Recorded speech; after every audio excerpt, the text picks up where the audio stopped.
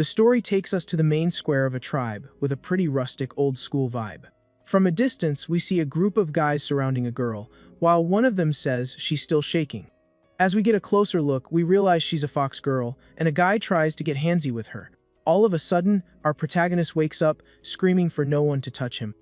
Leone gets up, confused, wondering who was yelling over there.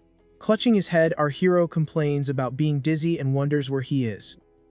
At the same time, one of the guys gets ticked off, saying the girl bit him and yelling for them to take her out. Our protagonist is totally clueless about what's going on. Just then, he steps out of the hut and comes face to face with the strange men. One of them complains that the girl is just a slave and says it's no wonder Leone hates her. Then the crowd starts to gossip, saying that Leone is no saint either. Leone then wonders if he's been transmigrated into a novel. He realizes the girl being mistreated is the female lead, Kufu. Then our boy remembers the novel's name was The Villain's Heroines Are Obsessed with Me. When one of the guys turns and calls him Leone, our protagonist finally puts two and two together. In that moment, it dawns on him like a bolt of lightning that he's the villain of the story. With that, the guy hands a club to our hero.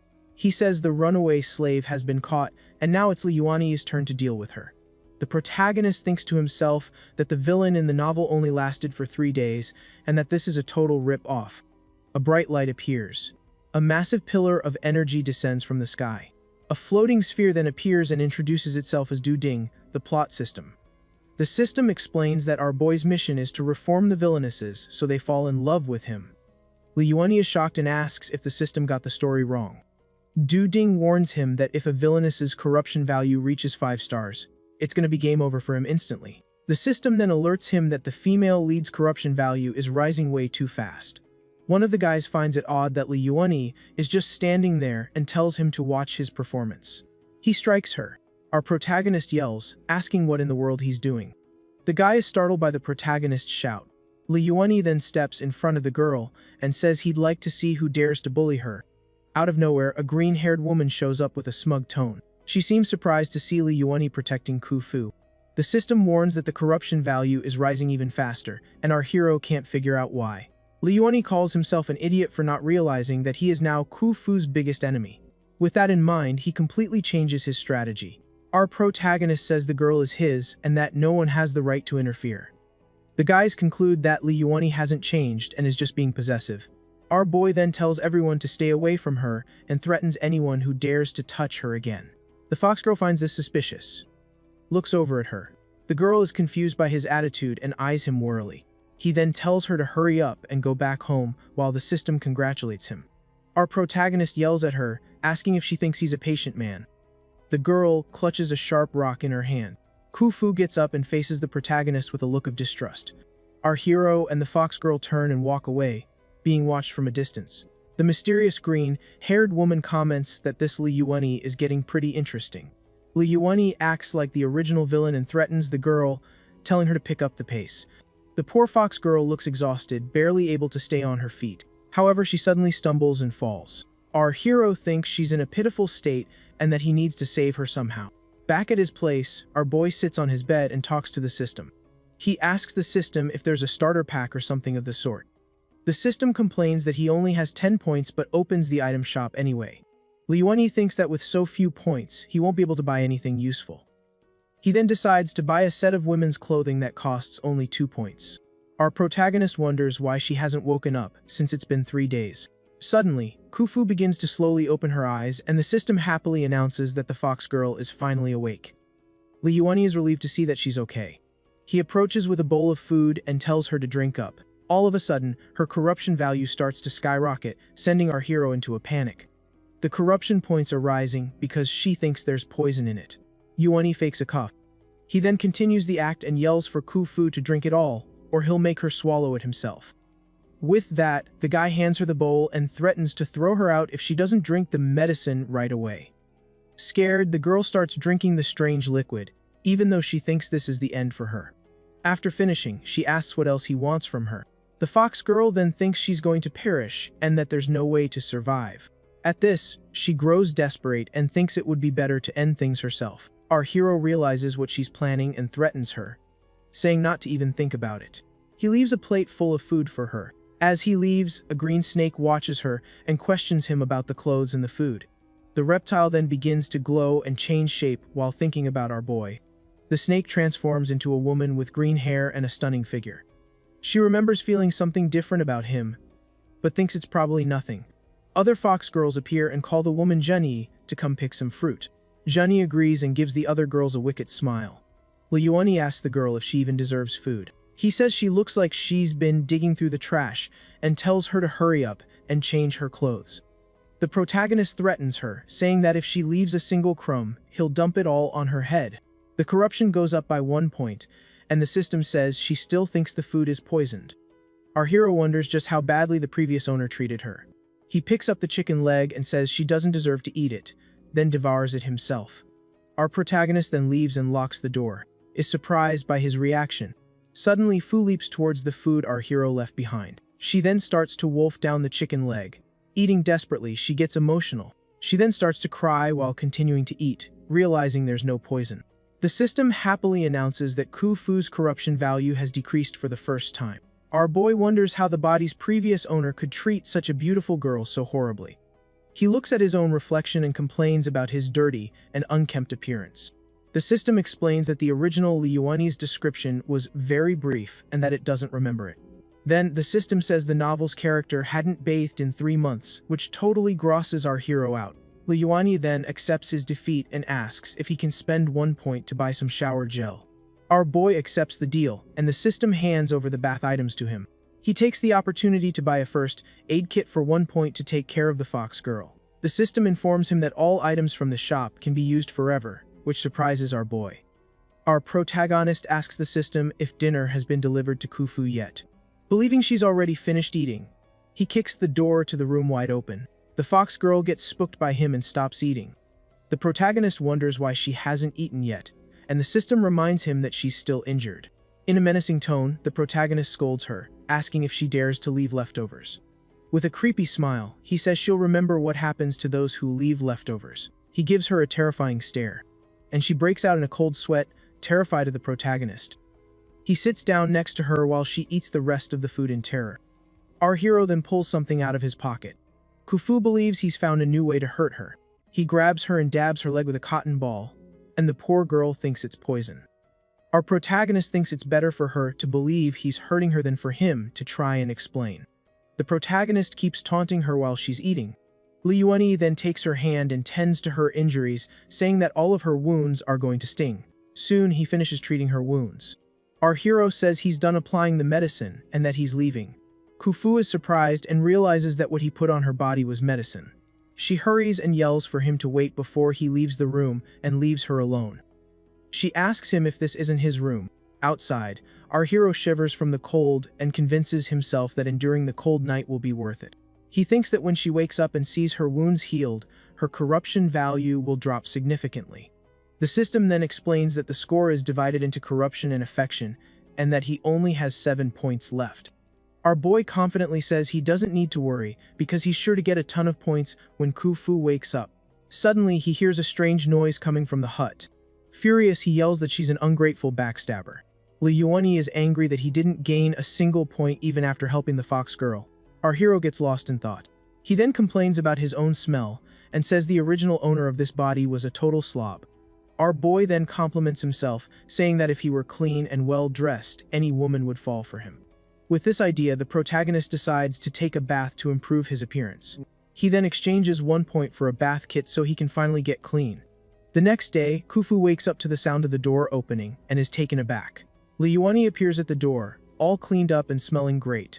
Fu is shocked by his sudden change and doesn't even recognize him. Our hero shows off and asks if she doesn't find him incredibly handsome and attractive. Suddenly, Fu backs away in fear and her corruption begins to rise again. Our protagonist doesn't understand why the corruption points are going up. He then realizes that if a handsome stranger suddenly appeared, he'd be suspicious too. Yuani punches the wall. Our hero yells and asks why she's still wearing the same old rags. He continues his act and criticizes her for wearing old, dirty clothes. Protagonist grabs her by the shoulder. Yuani thinks that she has some serious trauma and that it's going to be tough to help her.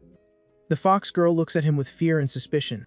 With that, our hero yells and tells her to hurry up and get changed already. She tries to say she needs to cook, but he cuts her off, saying her cooking is terrible. The protagonist throws her onto the bed and tells her not to cook anymore. Our boy then leaves, frustrated that he can't seem to gain any affection points. Peeks through the door, confused by his behavior. She looks at the new clothes he left on the bed. Khufu remembers how badly he used to treat her and how he suddenly changed. Khufu wonders why he didn't punish her and even gave her new, clean clothes. She looks at her hand and notices the wounds are better than before. Her conscience warns her not to be fooled into thinking he cares about her. The fox girl then convinces herself that he's just planning something worse for her. She clutches the red dress and convinces herself that she can't trust him. Our hero stops walking. Eliuani says that women like pretty clothes and that she'll cheer up and the points will go up. But the system informs him that her corruption value has gone up a little more, leaving him shocked. Our protagonist throws himself on the ground in frustration and says he's going to give up because she's impossible to deal with. Our hero then starts practicing his villain act, declaring that it's Khufu's unlucky day for running into him. He continues his charade, saying that if she serves him well, he'll grant her a quick and painless end so her suffering will be brief. Switching gears, our boy asks the system if his performance was cruel enough, and doing confirms it was more than enough. Our MC explains that to stay in character, nobody knows the amount of effort he puts in behind the scenes. With that, Liuani and the system get all hyped up, shouting that they'll do whatever it takes to survive in this world. Back at his house, our hero yells that he's home and asks where everyone is, wondering where that fox girl has run off to again. Just then, Khufu appears from behind a curtain, saying in a timid voice that she's right there and didn't run away. Our protagonist then starts walking menacingly toward her to keep up his cruel villain persona. Li Yuani scolds her, telling her to take a bath and change her clothes because she's embarrassing him by being so filthy. Khufu kneels on the floor, terrified, and he complains about her gathering firewood, saying her wounds might reopen from the effort. Khufu is left completely baffled by this, unsure how to react to our hero's strange behavior. Our boy then points to the fire and orders her to go get completely cleaned up for him without any backtalk, then feeds the firewood into the flames. Khufu agrees but thinks she was foolish to believe he had changed, and that he'll never truly be different. Next up, our boy starts preparing her bath with hot water. Then he tells her to hurry up and get in the bath. She gets embarrassed, but to stay in character, Liuani insults her, saying other girls are way prettier, which makes the system call him a weirdo.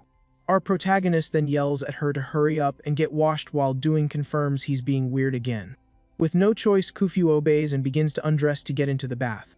Carefully, Khufu dips her foot into the hot water to test the temperature. Once in the water, Khufu starts to wonder what he'll want from her tonight after all this. Outside, Liuani is freaking out because Khufu alone is a handful, and he still has to deal with 6 more villainesses. He complains that he wanted to be a hero, not some simp, but the system cheers him up, saying he'll have 7 strong female warriors. With that, our MC gets a new surge of determination and says that being a simp is just part of the journey for the greater good. Later that night, Khufu appears at the door and tells our boy that she's finished her bath, just as he ordered. When he turns and looks at her, our hero is left completely shocked and speechless. Khufu appears in the new dress and shyly asks if this new outfit looks weird on her. Her face turns bright red as she waits for our protagonist's response, who remains silent, just observing her. Liuani says it's passable, but inside he's freaking out and already planning to buy her a bunch of other outfits. Khufu doesn't understand his reaction and thinks he didn't like how it turned out, getting really sad about it. To keep up his act, our hero orders Khufu to go to his room to watch over him while he sleeps, which surprises her. He then makes an over-the-top threat, saying that if she isn't there when he wakes up, he'll give her a severe punishment. With that, the two of them head to the room, and the system announces that the act worked and her corruption has stopped growing. Our boy warns her not to mess with the buckets, because if she gets hurt again, he'll have to spend more money on her. Khufu then understands that he's just afraid of spending money in case she gets hurt and sick again. But for some reason, she feels happy about it. Even though she thinks it's about the money, she understands his concern in the end. Khufu cries with relief because even though her escape failed, her life isn't as hard as it used to be. At that moment, Doing informs him that her corruption has dropped significantly, earning him 10 points and unlocking the level 2 system shop. Our protagonist cries tears of joy and hugs the system, which congratulates him and says their plan is working. In that instant, a new determination sparks in Liuani's eyes as he sees his plan is finally paying off. He thinks that one day she'll understand that he's not the same person he was before, and that now, he just wants to see her happy and smiling. After a long day, our hero tries to relax in his bed to get some rest, but he quickly snaps his eyes open. And there he sees Kufyu in his bed, looking like she has other plans for the night. Blushing beet red, jumps out of bed and asks what she's doing. Kufyu replies that he was the one who told her to come sleep with him. He scrambles to his feet flustered while Kufyu is just confused by his reaction. Liuani denies everything and tries to stop his nosebleed to avoid total embarrassment. With the system warning him of the danger, he insults her to maintain his evil villain act. She then questions his attitude, since his actions seem to imply something else entirely. Our protagonist flips out and lectures her for getting the wrong idea. Angrily, he tells her to sleep on the bed while he takes the floor, far away. He then pushes her onto the bed, and she wonders if she's really allowed to sleep there. Our hero complains about the bed and says he's sleeping on the floor. Kufyu asks if they're still going to do anything, and he just tells her to shut up and go to sleep. With that, our boy lies down on the hard floor with just a single blanket. Just accepts it and lies down. However, she soon falls asleep, and for the first time, she feels safe and at peace. But during the night, Kufyu starts having a terrible nightmare. In her dream, she remembers a huge fire that destroyed her old village. Everyone was running desperately to escape the flames that consumed everything. Little Kufyu cried uncontrollably as she tried to escape that inferno. During her escape, she's hit by an arrow and falls to the ground, too weak to get up. Just like that, she's captured by two men who throw her into a cage to be sold. Kufyu suffered greatly, reliving all the pain and hardship she's been through. Back in the present, Kufyu thrashes in bed as a dark energy surrounds her. Our protagonist wakes up from the noise, and the system warns that it's hard to wake her up. He asks if Doing can see her dream, and the system says her corruption is just getting worse. The system then explains that she's from a noble bloodline but was sold as a slave. Our boy remembers that the trauma sealed away part of her powers and gently wipes away her tears. Liuani then notices that the wound on Kufyu's leg still hasn't healed. With that, our protagonist grabs his first aid kit to treat her wound. He then applies some medicine to Kufyu's leg to speed up the healing process. Our hero watches Kufyu, who even in her sleep, can still feel the pain from the injury. In her dream, Kufyu feels a terrible pain and believes he's hurting her on purpose. She thinks this was all just a plan to get her to lower her guard, so he could attack her in her sleep. But with eyes full of hatred, she just wishes he would get it over with already. The pain is so intense that Kufyu complains even a pig would have woken up by now, so she tries to grab a piece of something sharp. Meanwhile, our hero has already finished treating her and is now sound asleep on the floor. Kufyu then wakes up full of rage and decides to get her revenge for him, torturing her. But before she can attack, she feels a strange itching coming from her wound. When she checks it, she's surprised to see the wound is now almost completely healed. At that moment, Kufyu realizes that the painful stuff he was putting on her was actually medicine. Understanding the truth, her affection value for him increases because he was only trying to help her. A new morning begins at our hero's house. But Doing wakes him up in a panic, yelling that something really bad has happened. The system then reveals that the original story's protagonist has also been transported to this world. Our boy panics because that so-called hero is the guy who used to mistreat Kufyu in the past. Doing also warns that with his skills, he'll blow past our hero's progress in no time. Liuani complains that Kufyu alone is already a handful, and the system warns that if the other guy wins, they'll be erased. The system gets all worked up about the possibility being deleted by the main system. But our protagonist thinks for a moment and comes up with a brilliant idea to handle the situation. He explains that his strategy is working since he gained 30 points and the story has already changed. Full of confidence, Liuani declares that the other guy will have to get through him first. Our hero then decides to play it cool and just keep an eye on this new rival who has appeared. Meanwhile, Kufyu hears him talking to himself and wonders who he's talking to. Lin walks over to Kufyu's bed. He gently pats her on the head and tells her to sleep well and wait for him. With that, our protagonist leaves the room to deal with his problems, leaving her to rest. Kufyu wakes up, confused, wondering what our hero meant by those kind words. Meanwhile, in a forest, our protagonist is already putting a new plan into action. He's thinking of bringing Kufyu here and staging a beast attack so he can save her heroically. But our boy suddenly stops, sensing that someone is watching him from nearby in the forest. Startled, he shouts for whoever is there to show themselves immediately and stop hiding. Cautiously, our hero approaches the bushes to find out who the mysterious spy is. Just then, a hand emerges from the bushes, and a voice asks him not to attack, saying they're from the same tribe. A green-haired wolf woman then appears and says his singing sounded like a wailing ghost. She recognizes him from the town square and asks if he's Lee Yuani, confirming his identity.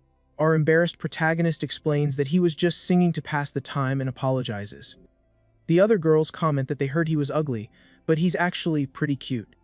Our boy hears everything and gets all proud and happy with their compliments. The green-haired woman says he's changed a lot and seems like a completely different person. Our hero then seizes the moment and asks for the three girls' names. They introduce themselves and Xiaoyuan offers him a watermelon. Our protagonist tries to refuse the watermelon, saying he absolutely can't accept the gift. But Xiaoyuan insists, saying they got a bunch of them from the mountain and that he should try some. She then suggests he take some for Kufu to try too, which catches him by surprise. Our hero activates his villain mode and says Kufu is not worthy of tasting it and praises him for his acting. With that, Xiaoyuan calls her friends, and they decide it's time for them to leave.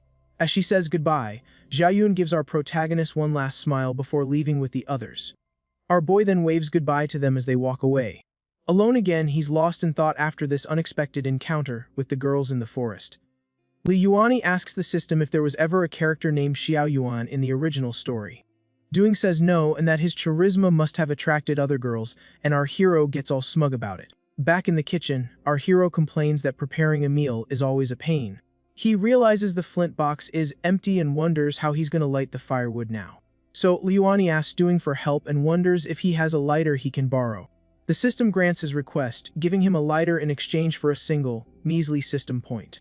With a confident smirk, our protagonist gets ready to show off the great invention of the new era. Just then, Kufu appears and asks if he's in the kitchen, which completely startles him. Trying to keep his cool, our hero confirms he's there while accidentally stepping on the lighter on the floor. But he quickly changes his tune and rudely asks what she wants.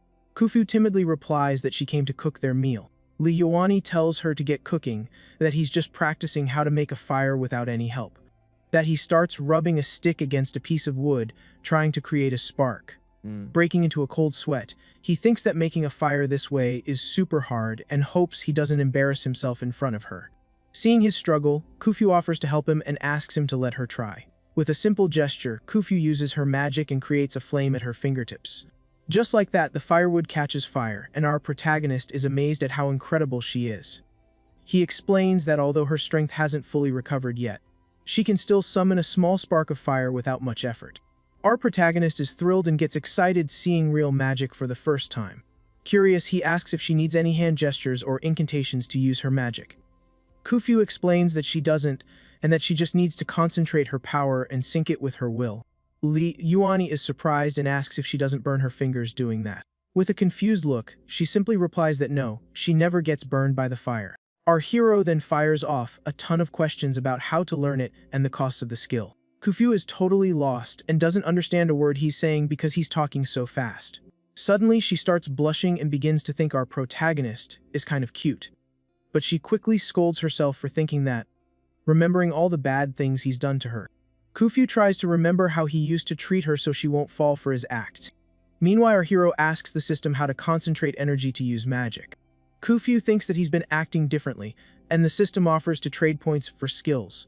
She remembers he took care of her, and Li Yuani asks what skills he can buy now. Our hero complains that the ability to see just 10 seconds into the future is completely useless. Doing informs him that the skills can be upgraded. But our boy thinks it's too expensive and decides to put it off. In the meantime, Kufu watches our protagonist and thinks that he's different now. With that, Kufu continues cooking while thinking about his recent actions. She then realizes that he's quite handsome and smells nice, too. Our protagonist notices she's distracted and worries that her corruption might increase again. He quickly comes up with a brilliant idea to fix the situation and get her attention. So he grabs the watermelon he got earlier and shows it to Kufu to distract her. Kufu is surprised by the fruit and asks where he got that melon. He explains that he met a girl from the same tribe who gave him the fruit as a gift. Full of jealousy, she thinks that because he's handsome now, he just goes out and gets melons from other girls. Our hero says that women like fruit, and that she can have it since he doesn't like sweets. Angrily, Kufu refuses the gift and says she doesn't want the watermelon at all. Keeping up his act, he asks if she really thinks she can refuse something he gives her and leaves the fruit on the table. Finally, he complains about the kitchen and leaves, telling her to prepare a decent meal for him. Outside, our hero asks the system if he was quick enough and if the situation is under control. But Doing warns that it detected a huge emotional fluctuation from Kufyu, but it's not corruption.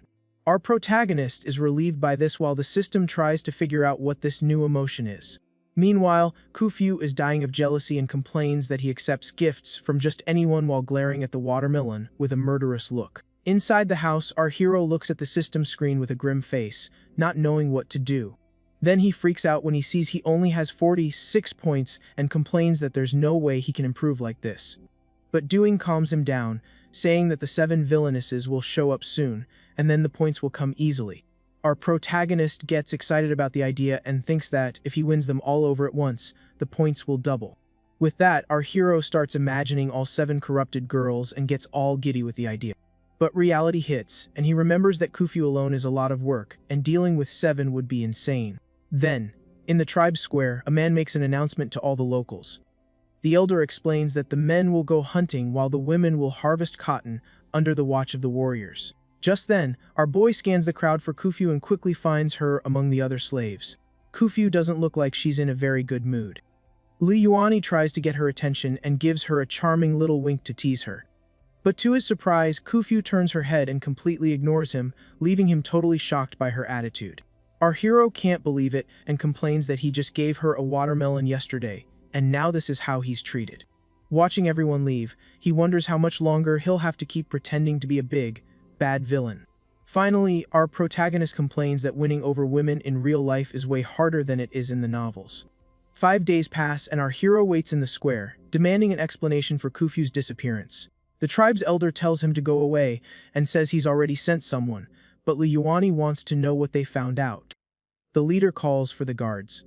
One of the guards approaches, and the elder asks what happened to our hero's slave, who didn't come back. The man explains that Kufyu didn't get along with the others, so she was working alone in a corner.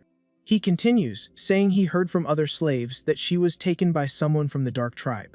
Furiously, Yuani grabs him by the collar and yells at him for not doing his job of protecting her. The guard defends himself, saying she's just a slave, and that if she's gone, our hero can just buy another one. Filled with rage, Li Yuani can't take it anymore and tries to punch the guard in the face, calling him useless for his incompetence. But the man manages to block the punch. The two of them then start wrestling on the ground while the crowd around them comments that without Kufyu, he'll be worthless and can't afford another slave. Then the two of them stop fighting. He then backs away and declares for everyone to hear that Kufyu was taken, not just eliminated. With a look full of determination, our protagonist swears that he will definitely rescue her. Then he turns and leaves while the others mock him for acting like a king over a mere slave. Back at his house, the system points out that even with the changes, the fact that Kufyu gets captured didn't change.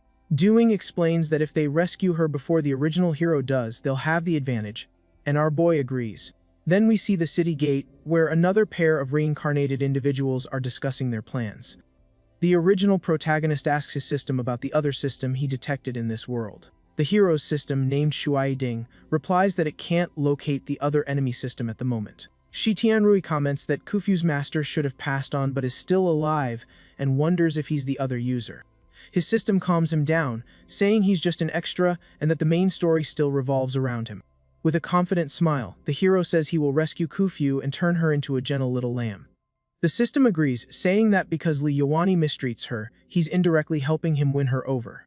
Meanwhile, our protagonist suddenly sneezes and wonders who's talking smack about him behind his back.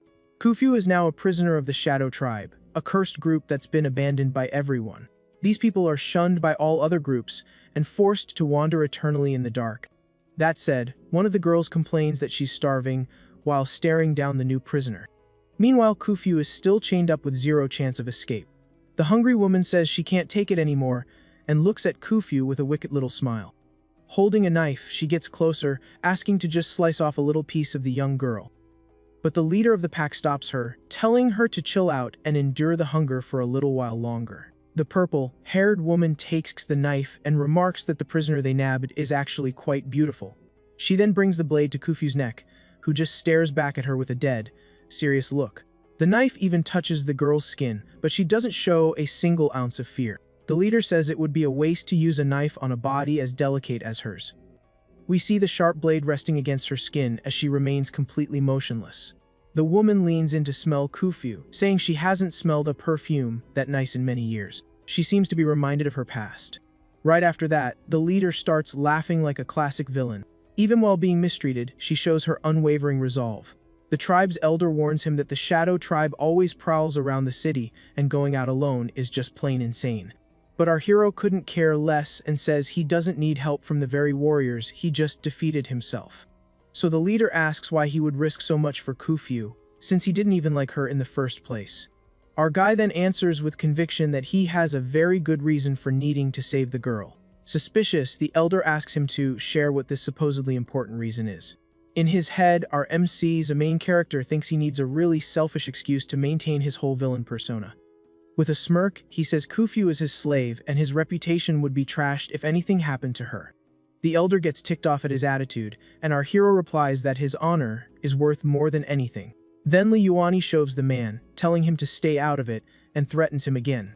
The leader holds him back and offers him a new slave, since he was friends with his father, but our boy refuses. Our MC is surprised by this, not expecting the elder to be so kind to him. Ignoring the warning, he turns and leaves the village, followed by the doing system floating by his side. Alone, he walks through a dark and desolate land to find the Shadow Tribe's hideout. At that moment, our hero feels a shiver run down his spine as he senses the danger surrounding him in this place. The doing system screams in fear, asking, "Who's there?" putting our hero on high alert. Our guy gets tense and looks around, trying to figure out where the threat came from. Seeing this, the system suggests he buy the danger premonition, skill to protect himself. But Li Yuani complains that 45 points is way too expensive and that he'll be left with nothing. He tries to haggle for a discount, but a shadowy presence suddenly appears, cutting him off. Just then, our MC is attacked by several shadows and yells out in surprise. Under the moonlight, the only thing we see are a few red drops floating through the air. Our hero suddenly wakes up, complaining about a drip and asking which of his dorm mates is gonna go check it out. But then it hits him that something is very, very wrong. Sitting in a dark, unfamiliar place, our boy wonders just where the heck he is. In a panic, the MC starts screaming for his system, hoping for some kind of help.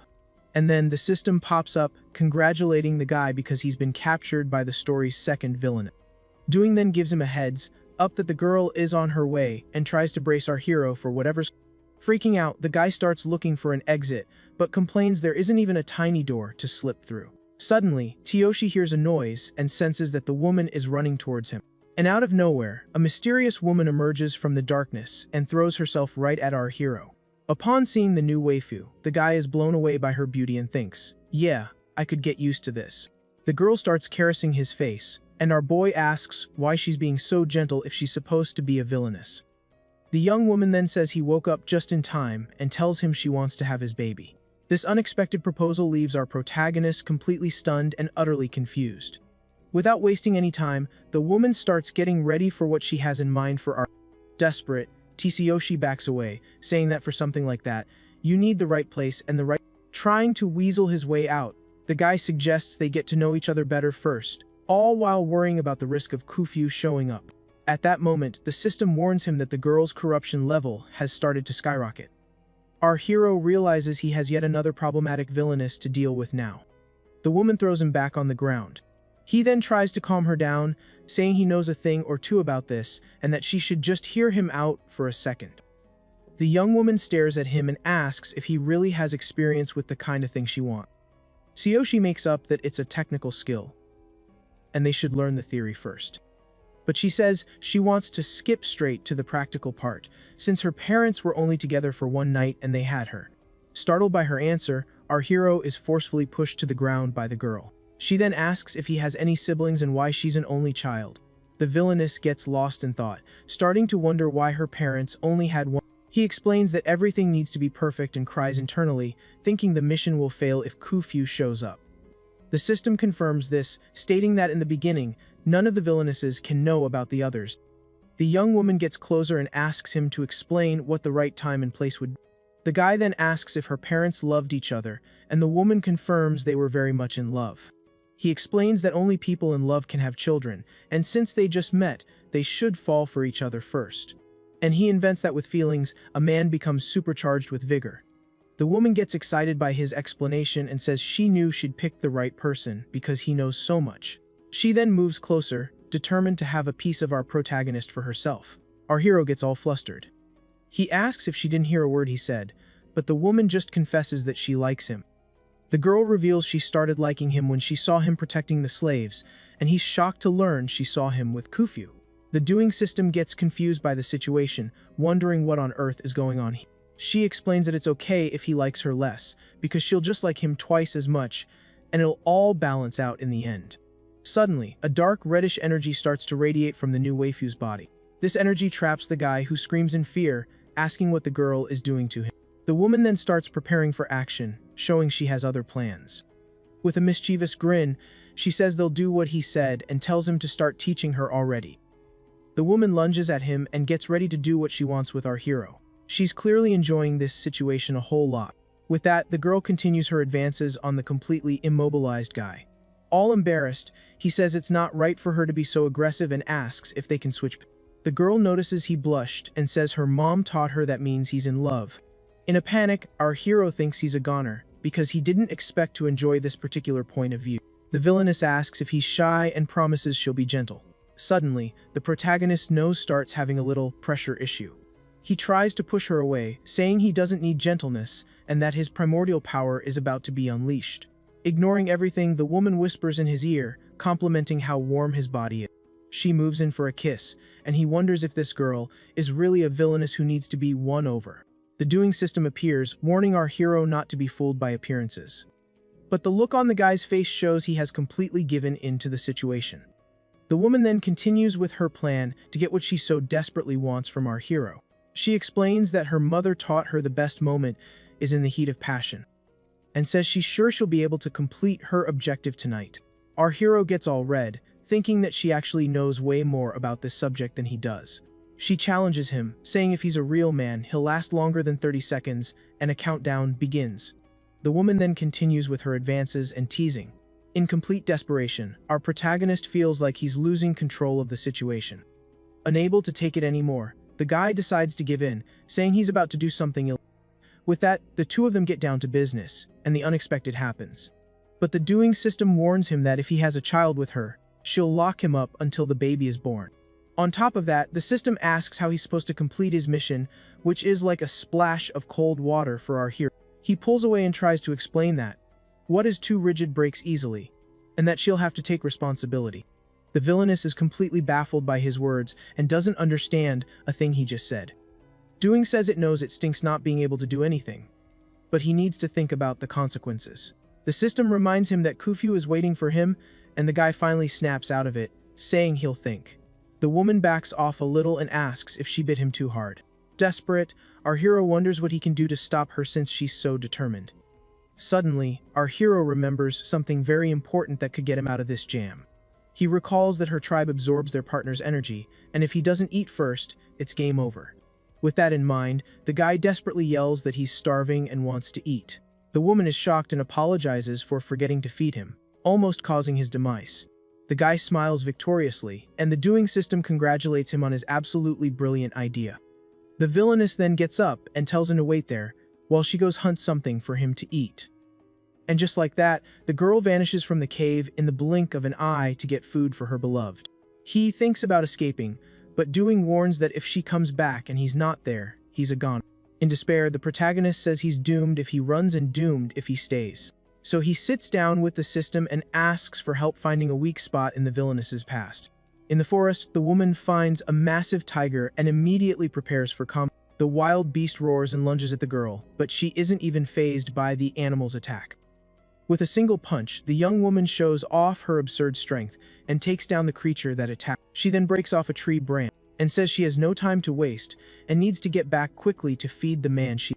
The woman returns with the tiger and asks which part of the animal he'd prefer to eat. But suddenly, she notices something. Yuani is just chillin', fishing by a river.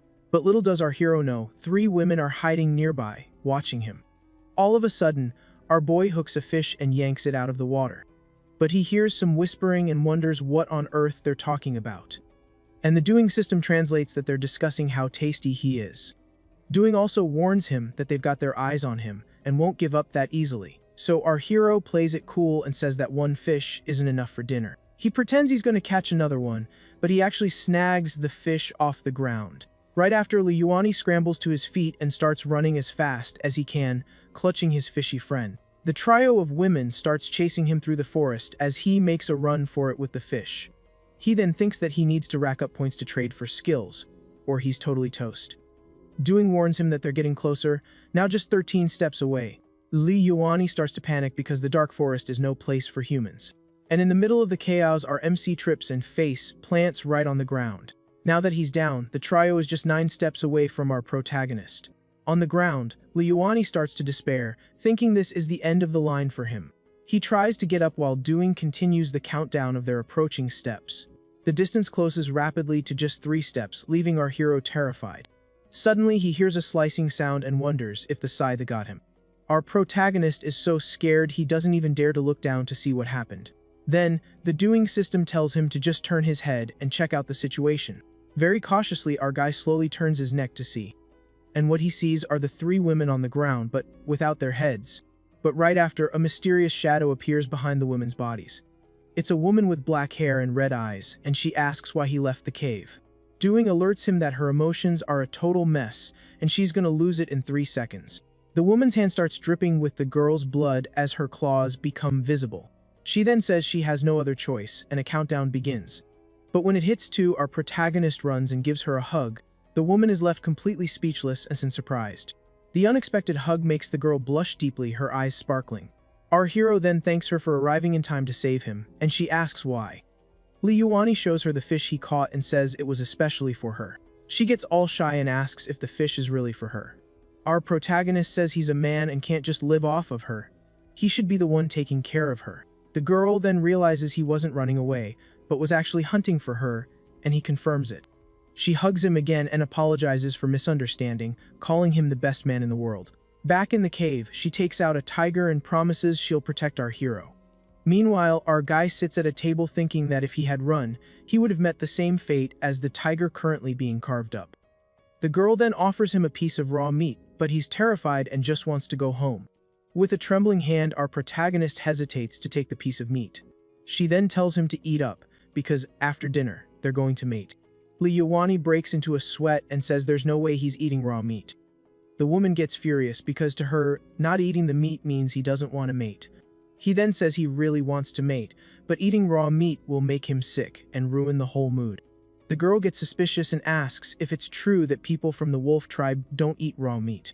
Our hero then swears that if she gives him some time to cook it, they will absolutely mate right after. He makes up a story that his tribe stopped eating raw meat and asks her to crush a rock.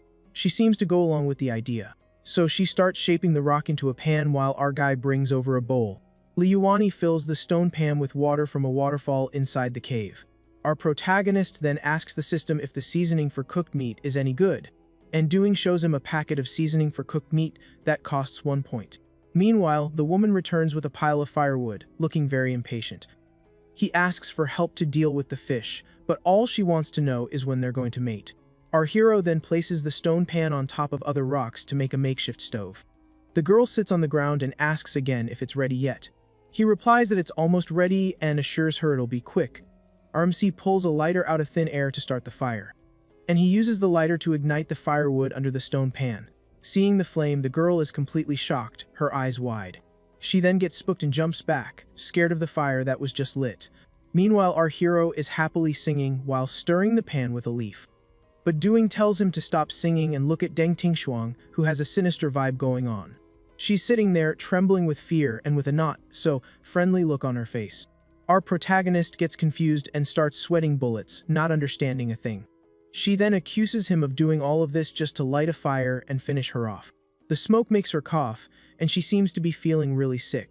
It then dawns on our hero that she's actually afraid of fire. She thinks his excuse about not eating raw meat was all a lie. She accuses him of trying to take her out, and he thinks she's just imagined some big betrayal drama. Tingshuang gets up and walks toward him with a dark aura. But our protagonist grabs her hand firmly before she can do anything. He pulls her close and explains that the fire is the only way to cook the meat in the pan. With the fire lit and his explanation, she seems to calm down a bit. He then touches her face and adds that the cave is also brighter, so he can see her beautiful face. She wonders if he really doesn't want to get rid of her as they walk hand in hand. Our hero asks her to sit down and rest obediently if she doesn't like the fire. Liuani then grabs a few twigs that were nearby to use. He picks two and jokes that they're the prettiest ones to be the chopsticks. After a while, the fish stew in the stone pan is finally ready. Our protagonist then explains that she should start with the belly of the fish, but Ting Shuang holds the chopsticks all crooked and looks confused. She tries to pick up the food but can't, only managing to poke at the sauce on the plate. Our guy then says that's not how you hold them and that he'll teach her. Her hand shows she has absolutely no practice with chopsticks. He hugs her from behind and guides her hand, showing her the correct finger position. Liuani helps her pick up a piece of fish and asks her to try it. She then brings the piece of fish to her mouth and tastes the food. Ting Shuang finds it delicious, and he says that if she likes it, he'll make it for her more often. Doing then announces that Ting Shuang's affection has gone up by 1/2 point, and he's earned 30 points. Our hero is thrilled, saying he's loaded now and asks to trade for a danger premonition skill. The system confirms the request and loads the danger premonition module for 45 points. Right after, our protagonist asks Doing to sync Ting Shuang's information again. Doing complies, and our guy closes his eyes to receive the information about her past. He discovers she's a half-breed of the dark tribe in human and was orphaned at a very young age. The poor girl cried a lot, calling for her parents after they were gone. Being a half-breed, she wasn't accepted by either side and nearly starved to the point of no return several times. This tough childhood made her eat anything she could find and act purely on survival instinct. That's why when she grew up, her greatest desire became reproduction, and she asks him why he's crying. Our protagonist is super moved and says her story is just so tragic. He wipes away his tears, but with a very determined look on his face. Liuani hugs her tightly and promises she'll never have to wander alone again. Ting Shuang accepts the hug and seems very happy and flustered by his gesture. And with that, her affection goes up by another point, and he gets a 60-point reward. Our MC then thinks this mission is a piece of cake while hugging Ting Shuang. Meanwhile, we see the tribe's square at night. There, Kufu is arguing with some men who say they've already sent people to look for Li Yuani. But with eyes red with anger, she accuses them of hurting her master on purpose. Suddenly, a stranger appears in the doorway of a house, watching the commotion. He thinks the whole story is wrong because he was supposed to save Kufu, not have her return alone. Back in the cave, Ting Shuang is holding onto our hero's arms tightly. She climbs on top of him and reminds him of his promise to mate after eating. And with a love-struck look, she says she wants to have lots of children with him. Liuani then asks if she wants their children to suffer the same prejudice she did. His words hit her hard, and she stops to think about it. She then gets up and asks suspiciously how he knows about her past. Our hero explains that the dark tribe can't reproduce and concludes that she must be a half-breed. Ting Shuang then admits she knows about the world's prejudice and stands up. Finally, she says she's going to step out to cool down and that they won't be mating for now. Ting Shuang then leaves the cave to calm herself. Liuani breathes a sigh of relief for managing to stabilize her, but Doing pops up, furious, saying they have a major problem back home. Our hero asks what it is, and the system explains that Kufu's corruption value is skyrocketing and about to hit the limit. He then panics, complaining about why Doing didn't warn him sooner, and tells it they need to go back immediately. Doing warns him it's too late to walk back and will teleport him instead, and our protagonist yells for it to be quick. However, the system gets a bit awkward and says the teleport function has a special requirement. And the requirement is 50 points, which makes Liuani furious, but Doing defends itself, saying it's a rule from the main system. Fuming, our protagonist grits his teeth and agrees to buy the teleport.